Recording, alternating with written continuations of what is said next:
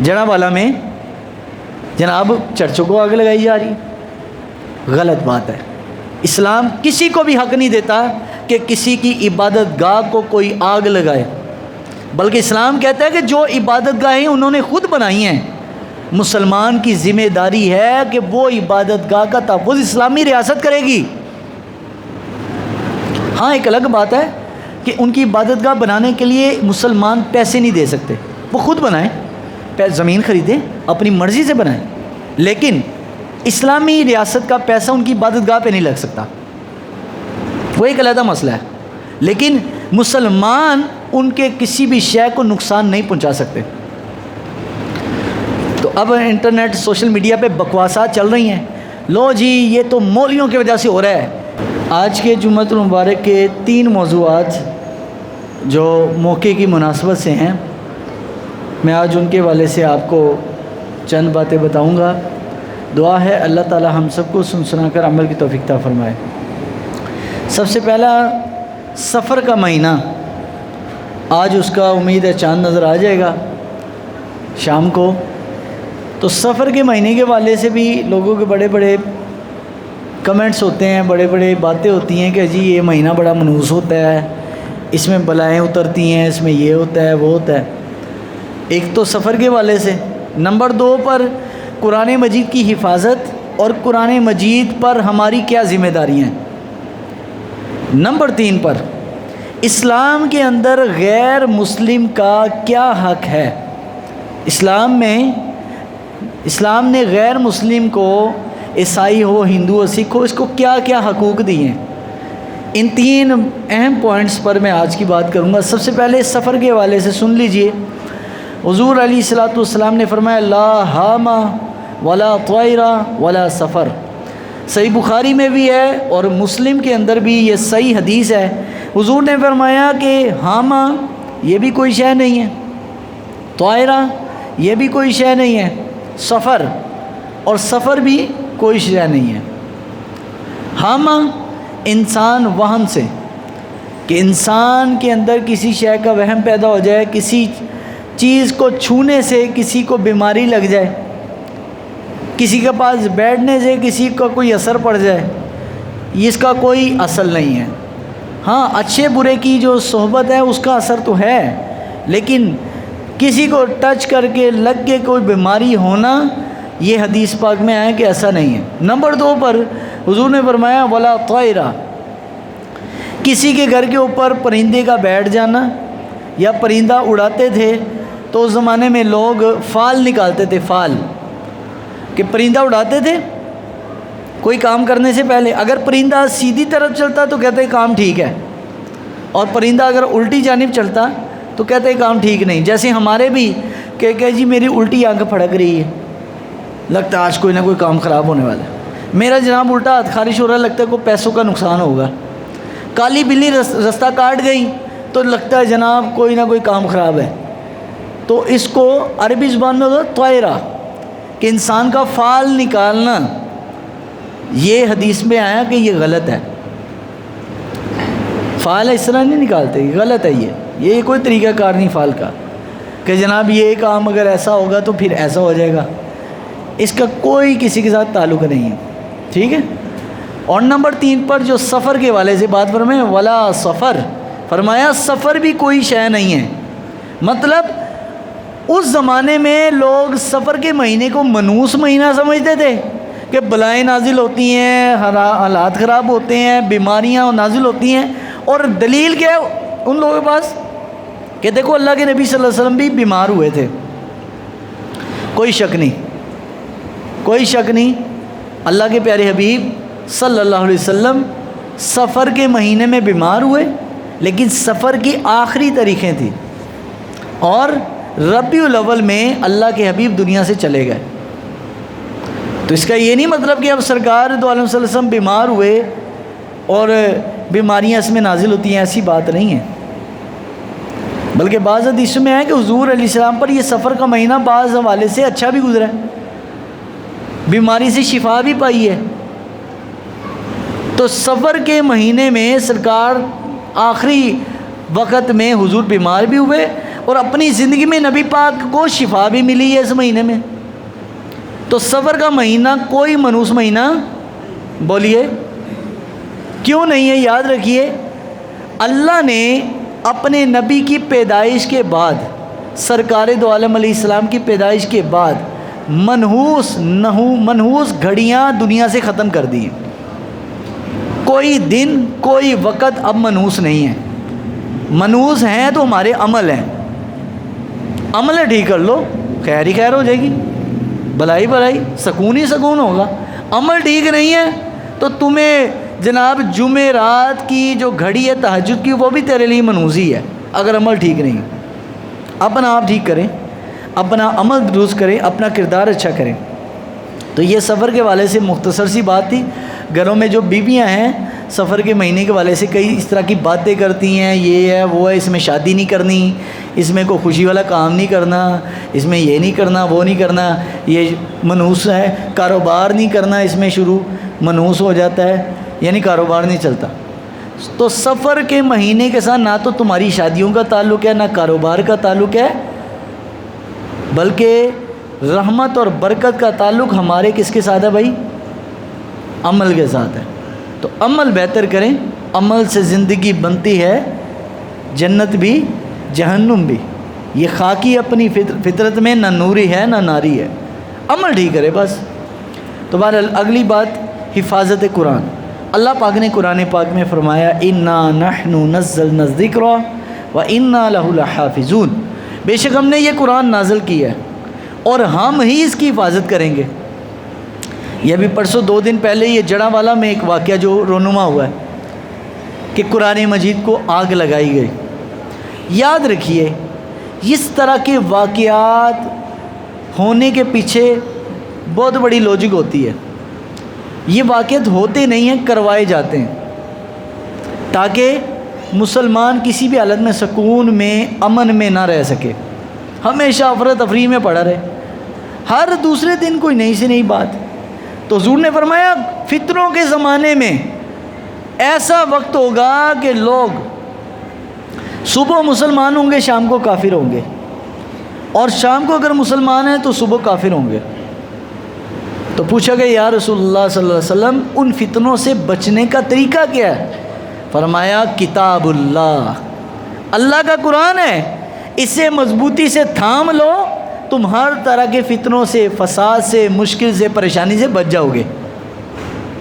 تو فتنے فساد سے بچنے کا ایک ہی طریقہ ہے اور وہ قرآن مجید ہے.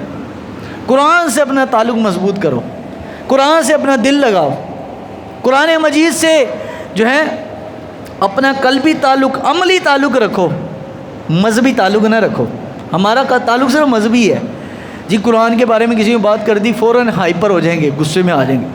تو بھائی کیا ہم اپنے آپ سے پوچھیں کہ قرآن مجید کا حق جیسے تھا ہم نے وہ ادا کیا؟ ہم نے قرآن مجید کا حق نہیں ادا کیا تو ہم دوسرے سے یہ جناب امید رکھتے ہیں کہ کوئی عیسائی ہے، کوئی ہندو ہے، کوئی سکھ ہے، وہ ہمارے قرآن کی حفاظت کرے گا یا عزت کرے گا. ہم نے اپنے بچے کو بایو فزکس کیمسٹری کی کتاب کے اوپر مارا بھی، ان کو غصے بھی ہوئے اور ان کو پابند بھی کیا، لیکن اتنی پابندی ہم نے کبھی قرآن کے لیے دکھائی ہے؟ جب نہیں دکھائی تو بھائی انہوں نے تو آگ لگانی ہے. ان کے لیے تمہاری کیمسٹری کی کتاب ہے یا قرآن ہے ایک ہی برابر ہے ان کے لیے کوئی اہمیت نہیں ہے. تو اپنا جو تعلق ہے قرآن سے مضبوط کریں. نبی پاک صلی اللہ علیہ وسلم نے فرمایا ان اللہ یرفع ھذا الکتاب، بے شک اللہ تعالیٰ اس قرآن کی وجہ سے بڑی قوموں کو عزت دے گا اور بڑی قومیں اس قرآن کی وجہ سے ذلیل ہوں گی. یہ سرکار دو عالم علیہ السلام نے اپنی حدیث میں بیان کیا ہے. اب ہم دیکھیں کہ ہمارا قرآن کے ساتھ تعلق ہے ایسا. کبھی فرانس میں قرآن جلایا جا رہا ہے، کبھی جناب ڈنمارک میں جلایا جا رہا ہے، کبھی پاکستان میں جلایا جا رہا ہے. وجہ کیا ہے؟ چلے باہر تو ہمیں سمجھ آتی ہے وہ لوگ آزاد ہیں، وہ بے دین لوگ ہیں. پاکستان جیسے اسلامی ملک میں ایسا کیوں ہو رہا ہے؟ اس کی ایک وجہ ہے، اور ایک وجہ لا قانونیت ہے. جو غلط کرتا ہے عدالتیں سزا دینے کی طاقت ہی نہیں ہے عدالتوں میں. ججوں کے اندر اتنی پاور ہی نہیں ہے کہ وہ پکڑ کے اس کو سزا دلوا سکے. یہاں تو جس کا ڈنڈا ہے اس کی، جس کی لاٹھی اس کی بھینس ہے، جس کے پاس پاور ہے اس کو کوئی پکڑ نہیں سکتا، اور جو ماڑا ہے قانون اس پہ آ جاتا ہے۔ جس معاشرے میں غریب اور امیر، طاقتور اور کمزور میں فرق آ جائے، وہ معاشرہ ایسا ہی بنتا ہے جیسے آج کا پاکستان ہے۔ صحابہ کے دور میں ایسے واقعات کیوں نہیں ہوئے؟ تو قرآن مجید کے ساتھ اپنا تعلق مضبوط کریے۔ تیسری بات، بہت سارے لوگ اس کو ایشو بنا کے، دیکھو جی مسلمان تو بڑے ظالم ہیں، یہاں پر غیر مسلموں کو، کئی مسلمانوں نے 3 چرچ بھی جلا دیے ان کے جڑاں والا میں، عیسائیوں کے چرچ جلا دیے۔ غلط بات ہے، نہیں جلانا چاہیے۔ غیر مسلم کے مال جان کا تحفظ کرنا، اس کی عبادت گاہ کا تحفظ کرنا مسلمان کی ذمہ داری ہے۔ کس کی ذمہ داری ہے بھائی؟ پولیس فوج اس کی بات نہیں اسلام نے کی، اسلام نے کہ ہر مسلمان کی ذمہ داری ہے۔ اپنے ملک میں رہنے والے غیر مسلم اقلیت ذمیوں کی ذمہ داری مسلمان کے اوپر ہے، چاہے اس کا پڑوسی ہے، محلے دار ہے، علاقے والا ہے، شہر والا ہے، ملک والا ہے، اس کی ذمہ داری ہے کہ غیر مسلموں کے مال جان اور اس کی عبادت گاہ، اس کی ملکیت کی حفاظت کرے۔ اور یہاں کیا مسلمانوں نے چرچ کو آگ لگا دی۔ اب پوری دنیا کے آگے ہمارا کیا چہرہ لوگوں کے سامنے جائے گا کہ یہ مسلمان ہے؟ یعنی مسجد بھرنی نہیں ہے اور غیروں کے چرچوں کو آگ لگا دینی۔ اسلام تمہیں یہ تعلیم دے رہا ہے، دین تمہیں یہ کہہ رہا ہے کہ غیروں کے عبادت گاہ کو، چرچ کو آگ لگا دو، یا غیروں کے مندروں کو آگ لگا دو، یہ بول رہا ہے اسلام۔ اسلام تمہیں کہہ رہا ہے کہ تم نے اپنے دین کی بھی حفاظت کرنی ہے اور ان کے مال و جان کی بھی حفاظت کرنی ہے۔ اب آئیے، غیر مسلم کا کیا کیا حق اللہ کے نبی صلی اللہ علیہ وسلم نے بیان کیا ہے۔ ہر جمعے تو میں یہاں پر کہتا ہوں دین مسلمان کو یہ کہتا ہے، مسلمان کو یہ کہتا ہے۔ اب کافر کے بارے میں دین کیا کہہ رہا ہے؟ کافر، حضرت سیدنا ابو ہریرہ فرماتے ہیں کہ نبی صلی اللہ علیہ وسلم نے فرمایا، الا من ظلم معاہدا او انقصہ او کلفہ فوق طاقتہ او اخذ منہ شیئا بغیر طیب نفسا فإن حجیجہ یوم القیامہ۔ حضور نے ارشاد فرمایا، خبردار جس نے کسی غیر مسلم جو مسلمانوں کے ملک میں رہتا ہے، اگر کسی غیر مسلم سے اس نے ظلم کیا اس پر، یا اس کا کوئی حق غصب کر لیا، کوئی پراپرٹی، کوئی جائیداد، کوئی پیسے، اس سے فراڈ کر دیا، کس کے ساتھ؟ غیر مسلم کے ساتھ۔ کس نے کیا؟ مسلمان نے۔ مسلمان کسی غیر مسلم کے مال جان کا کوئی نقصان کرے گا یا اس پر ظلم کرے گا، اور جو کہ اس کی استطاعت سے زیادہ ہو، تو سرکار نے ارشاد فرمایا، یا اس کی رضا کے بغیر اس کی کوئی چیز استعمال کر لے، تو میرے سرکار نے ارشاد فرمایا، قیامت والے دن میں اس مسلمان کے خلاف، اس غیر مسلم کے حق میں اس مسلمان سے جھگڑوں گا۔ اس سے بڑھ کر کائنات میں غیر مسلم کا حق کیا ہے بھائی؟ کوئی ہے؟ کوئی بتائے نا، بتائیں۔ ہندو مت میں دیکھ لیں، عیسائیت میں، یہودیت میں، کہ ان کے روایتوں میں ہو کہ جناب اگر کوئی یہودی کسی اور غیر مسلم کو، یعنی ان کے علاوہ کسی اور ماننے مذہب والے کو مارے گا، تو حضرت موسیٰ یا عیسیٰ علیہ الصلوۃ والسلام اس مظلوم کے ساتھ کھڑے ہوں گے عیسائی کے خلاف۔ کوئی ہے روایت ایسی؟ لیکن ہمارا دین کیا کہہ رہا ہے کہ اگر کسی عیسائی کو، ہندو کو، کسی مسلمان نے مارا، قتل کیا یا ظلم کیا، تو سرکار نے فرمایا قیامت والے دن غیر مسلم کے ساتھ میں کھڑا ہوں گا اور مسلمان سے جھگڑا کروں گا۔ اس سے بڑھ کر بھائی دنیا میں حق ہے کسی کا؟ سرکار نے حق دے دیا غیر مسلم کو۔ آگے سنیے، اور دوسری حدیث میں فرمایا، ان رجل من المسلمین قاتلا رجلا من اہل الکتاب، عیسائیوں میں سے ایک شخص ایک مسلمان نے قتل کر دیا، اور یہ زمانہ ہے نبی پاک صلی اللہ علیہ وسلم کا۔ فرفع الی نبی صلی اللہ علیہ وسلم، تو وہ نبی پاک صلی اللہ علیہ وسلم کے پاس آیا، عیسائی آیا نبی پاک کے پاس، تو کیا کہنے لگا؟ وقال رسول اللہ صلی اللہ علیہ وسلم، تو نبی پاک صلی اللہ علیہ وسلم کو وہ عرض کرنے لگا، یا رسول اللہ صلی اللہ علیہ وسلم، اس نے مجھے قتل کیا۔ تو حضور نے کیا فرمایا؟ فقال النبی صلی اللہ علیہ وسلم انا حق من وفی بذمتہ ثم امر بہ فقتل، فرمایا تیرے ساتھ اس نے زیادتی کی ہے مسلمان نے، اب میں زیادہ اہل ہوں کہ میں تیری طرف سے اسے بدلا لوں، تو کیا ثم امر بہ فقتل، تو نبی پاک علیہ السلام نے اس مسلمان کے بارے میں ایک مسلمان صحابی کو کہا اس کو بھی ایسے ہی قتل کرو جیسے اس نے غیر مسلم کو قتل کیا ہے، غیر مسلم کو قتل کیا ہے اور اس سے بدلہ نبی پاک نے دلوایا ہے مسلمان کو قتل کر کے۔ اور تیسری حدیث سنیے، فرمایا من قتل معاہدا لم یرحی رائحۃ الجنہ وَإِن رِیحَهَا تَوْجَدَ مِن مَسِیرَةِ 40 عاما، جس شخص نے کسی غیر مسلم کو اسلامی ریاست میں بغیر کسی وجہ کے قتل کر دیا، شک کی بنا پر مار دیا، تو سرکار نے فرمایا قیامت والے دن اللہ رب العالمین جب اس بندے کو لے کر آئے گا، وہ مسلمان جنت جانا تو دور ہے، وہ مسلمان جنت کی خوشبو بھی نہیں سونگھ سکتا۔ کیوں؟ فرمایا جنت کی خوشبو 40 سال کی مسافت سے دور سے آتی ہے جنت کی خوشبو، لیکن وہ مسلمان جنت کی خوشبو بھی نہیں پائے گا کہ جس نے اسلامی ریاست میں کسی غیر مسلم کو ناجائز قتل کیا۔ تو اب مجھے بتائیں، یہ تو میں نے 3 مثالیں دی سرکار کے دور کی۔ حضرت ابوبکر صدیق کا دور آیا، حضرت جناب صدیق اکبر نے صحابہ کرام کو فرمایا بھائی جب تم اس علاقے میں جاؤ وہاں عیسائی رہتے ہیں، وہاں یہودی رہتے ہیں، جاتے ہوئے آپ نے حملہ نہیں کرنا، حملہ نہیں کرنا، جاتے ہوئے آپ نے فوراً حملہ نہیں کرنا۔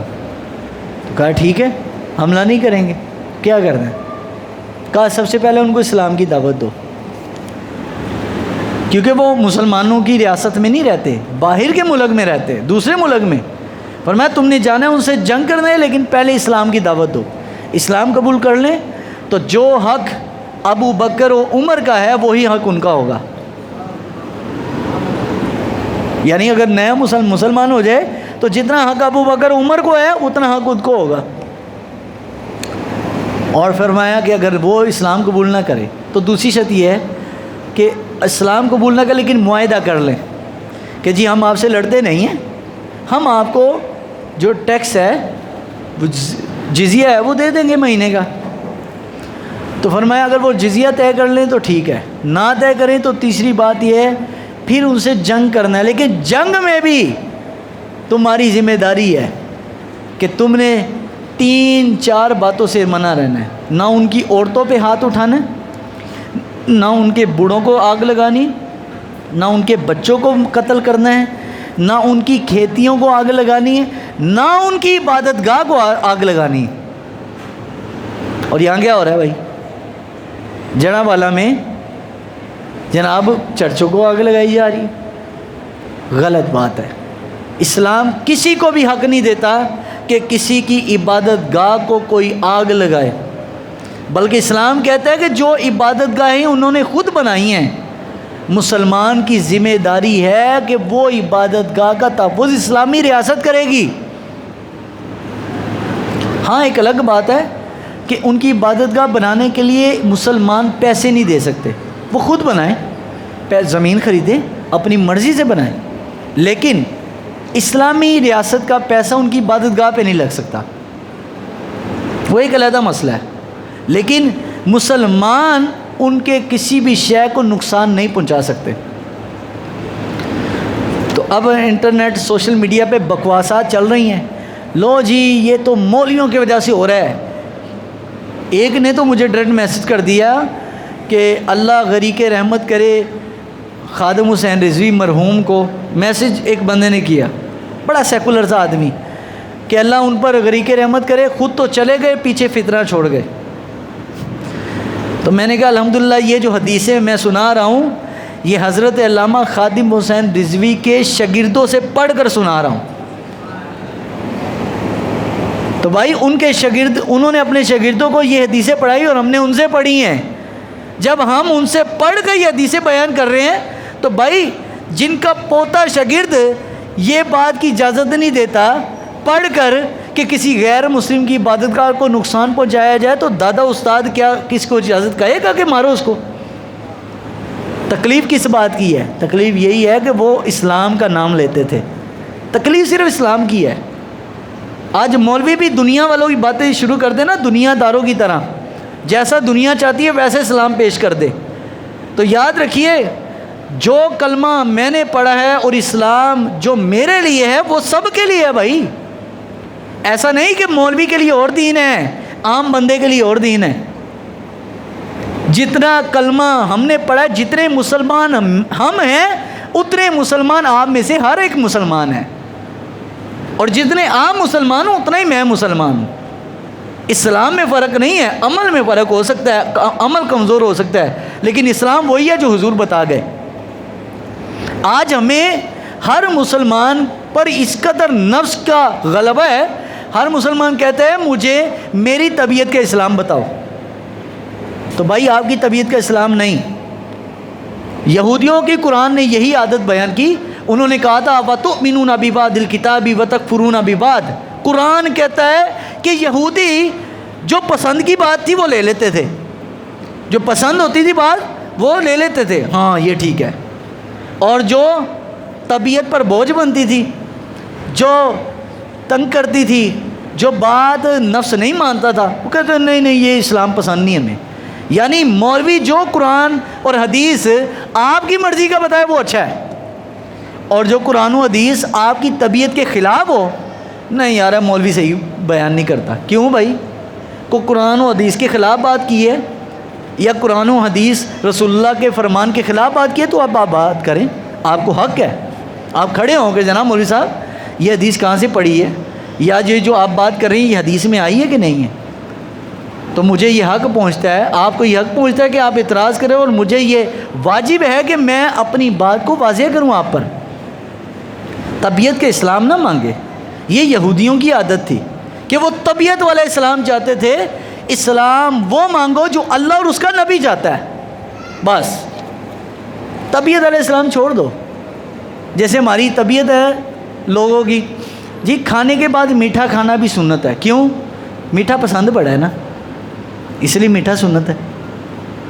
اچھا نبی علیہ الصلوۃ والسلام مہنگی گھوڑی استعمال کرتے تھے. اب کسی مالدار بندے کو نا مہنگی سواری سرکار سے کہہ رہے چلو یار اچھا ہے بھائی، میں 1.5 کروڑ کی اگر پراڈو لے کے گھوموں تو اس کا مطلب یہ حدیث کے مطابق ہے. میں نے کہا ہاں بالکل یہ بھی حدیث کے مطابق ہے، اور زکوٰۃ دینا بھی حدیث کے مطابق ہے. یہ ون وے ٹریفک نہ چلاؤ بھائی. اسلام ماننا ون وے نہ مانو، اسلام ماننا 2 وے مانو. جو طبیعت کے مطابق ہے وہ بھی اسلام ہے، اور جو طبیعت کے مخالف ہے وہ بھی اسلام ہے. ہاں یہ اپنا کمزوری مانو. اور ہم میں سے اکثر لوگوں کی یہی عادت ہوتی ہے، اکڑ خاں ہوتے ہیں نا، نہیں جی میں جو کہہ دیا. بھائی کیا کہہ دیا؟ تو اللہ ہے، تو نبی ہے، کیا تو؟ یہ بات نہیں ہے کہ میں جو کہہ رہا ہوں یار یہ میں جو سمجھ رہا ہوں. اپنی سمجھیں، اپنی سوچیں پیچھے رکھیں. نہ حضرت علی کے پاس ایک کیس آیا، ایک غیر مسلم کو ایک مسلمان نے مار دیا. تو حضرت علی المرتضیٰ رضی اللہ تعالیٰ عنہ نے اس مقتول عیسائی کے گھر والوں کو بلایا، خاندان والوں کو بلایا. کہا یہ بندہ ہے، اس نے قتل کیا ہے، آپ کیا چاہتے ہو؟ اس کو قتل کر دیا جائے تو قتل ہم کر دیں گے، ہے ہی مسلمان. اور اگر آپ کہیں گے اس کو قتل نہیں کرنا، اسے ہم دیت لے لیں گے، یعنی پیسے لے کر معاف کر دیں گے، تو پھر بھی ٹھیک ہے آپ کی مرضی ہے. انہوں نے کہا جی ہم دیت لے لیں گے، ہم اس کو قتل نہیں، کیونکہ جو مر گیا فوت ہو گیا وہ واپس تو نہیں آئے گا، اب وہ واپس تو نہیں آ سکتا، تو ہم معاف کرتے ہیں لیکن ہمیں دیت دے دے، پیسے دے دے، ہم اس کو معاف کرتے ہیں. حضرت علی نے فرمایا اگر قسم بخدا اگر یہ لوگ کہہ دیتے اس کو قتل کرنا ہے، میں یہ نہیں دیکھتا یہ بڑے مالدار باپ کا بیٹا ہے، میں یہیں پر اس کا سر اڑا دیتا۔ ایسی عدالت ہو تو بھائی اس ملک میں کسی کی ہمت نہیں ہوگی قانون ہاتھ میں لے۔ یہاں کیوں قرآن جلائے جا رہے ہیں، یہاں کیوں چرچوں کو آگ لگائی جا رہی ہے کہ ہر بندہ جانتا ہے کہ اگر ہم کیس لے کر عدالت میں گئے تو عدالت نے 20 سال کے بعد فیصلہ سنانا ہے، جب ہم قبروں میں جا چکے ہوں گے، جب لوگ قبر میں پڑے ہوں گے اور عدالت پھر کہے گی بھائی ہم اس کو باعزت بری کرتے ہیں، تو تب تو جناب جس پر الزام لگا ہے اور جو الزام لگانے والا دونوں قبر میں گئے ہوتے ہیں، فوت ہوئے ہوتے ہیں۔ اور اسلام کیا کہتا ہے؟ فوری انصاف، فوری ثبوت ہو، فوری انصاف ہو اور فوری سزا ہو۔ قرآن کیا کہتا ہے؟ ان اللہ یأمر بالعدل والاحسان۔ یہ عربی کا جو جمعے کا خطبہ ہے، ہر جمعے کو میں یہ آیت پڑھتا ہوں، اور حضور نے فرمایا یہ جامع آیات میں سے قرآن کی، اور یہ اسلام کا حسن ہے۔ ان اللہ یأمر بالعدل والاحسان، اللہ تمہیں عدل کا اور بھلائی کرنے کا حکم دیتا ہے، انصاف پسند بنو۔ آپ سب مسلمانوں سے گزارش ہے، اگر آپ کسی بات پہ عمل نہیں نہ کر پا رہے، مثال ہے آپ نماز نہیں پڑھتے، آپ مانیں اس چیز کو کہ یار میری غلطی ہے میں نماز نہیں پڑھتا، میری غلطی ہے میں قرآن نہیں پڑھتا۔ جس دن آپ یہ سوچنا شروع کر دیا کہ یار میری غلطی ہے میں دین سے دور ہوں لیکن قرآن حق ہے، نماز پڑھنی چاہیے، مسجد جانا چاہیے، اس دن ہمارا آدھے سے زیادہ معاشرہ سیٹ ہو جائے گا۔ ہم تعویلیں شروع کر دیتے ہیں، تعویلیں نہ کرے، شیطان کی عادت ہے۔ حضرت آدم نے فوراً اپنی غلطی اللہ کے آگے مانی نا، یا اللہ ربنا ظلمنا انفسنا وَإِن لَّمْ تَغْفِرْ لَنَا وَتَرْحَمْنَا لَنَكُونَنَّ مِنَ الْخَاسِرِينَ۔ یا اللہ میں نے اپنے اوپر ظلم کیا، تو اگر ہم پر رحم نہیں کرے گا تو ہم مارے جائیں گے۔ لیکن شیطان نے کیا کہا؟ شیطان نے کیا کہا کہ میں آدم سے بہتر ہوں۔ ہم کہتے ہیں او ٹھیک ہے لیکن میرے اندر یہ بھی تو خوبی ہے، میں یہ بھی تو اچھا کرتا ہوں، میں یہ بھی، او بھائی میں کو ختم کرو۔ اسلام کا جب کلمہ ہم پڑھتے ہیں تو سب سے پہلے لفظ آتا ہے لا، لا الہ۔ لا کا مطلب کیا ہے؟ لا کینچی ہے، کاٹ دیتی ہے، ختم، آدھا ادھر آدھا ادھر۔ یعنی جب ہم لا پڑھتے ہیں تو کہتے ہیں یا اللہ ہماری مرضی ختم، اب تیرے اور تیری نبی کی مرضی چلے گی۔ لا اپنی نفی ہو گئی، میں جو چاہتا ہوں، میں جو سمجھتا ہوں، میں جو دیکھتا ہوں، ہر چیز کی میں نفی کرتا ہوں، پھر بندہ مسلمان ہوتا ہے۔ ہم کیا سمجھتے ہیں؟ لوگ آسان سمجھتے ہیں مسلمان ہونا، اور ہم بڑا آسان سمجھتے ہیں مسلمان ہونا۔ بھائی مسلمان ہونے کا مطلب یہ ہے کہ کانٹوں کے وادی پر چلنا ہے، کانٹوں کی وادی ہے، اور جھاڑیوں کے اندر سے اپنا دامن بچا کے نکلنا ہے۔ ہم سمجھتے ہیں آسان ہے مسلمان، بس جمعے دے جمعے آ جاؤ نماز پڑھ لو تو بس مسلمان ہو۔ نہ مسلمان یہ نہیں، ان الصلاۃ و نسکی و محیای و مماتی للہ رب العالمین۔ سارا کچھ جب تک تیرا سب کچھ تیرے رب اور تیرے نبی کے لیے نہیں ہوگا تو مسلمان ہو سکتا نہیں ہے، تو مسلمان نہیں ہو سکتا۔ تو سب کچھ اپنے رب اور اپنے نبی کے لیے کریں۔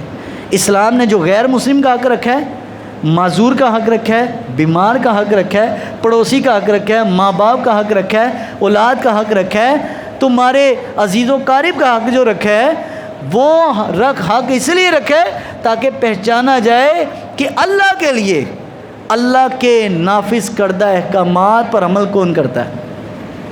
اللہ تعالیٰ کی بارگاہ میں دعا ہے اللہ ہمارے ملک وطن پاکستان میں انصاف کا بول بالا فرمائے، اور انصاف کا بول بالا تب ہی ہوگا جب پاکستان کا سسٹم اسلام کے مطابق ہوگا، اور انشاءاللہ وہ وقت آئے گا۔ لیکن اس کے لیے بھائیوں آپ نے کوشش کرنی کہ بھائی ہمیں اسلام چاہیے، یہاں اسلام آئے گا تو ساری بھلائیاں خیریں مل جائیں گی، اور جب اسلام نہیں آئے گا تو یہ بس اسی چکر میں ہم 75-76 سال سے ہیں اور آگے بھی دھوکہ کھاتے رہیں گے۔ اللہ تعالیٰ ہمیں عمل کی توفیق عطا فرمائے۔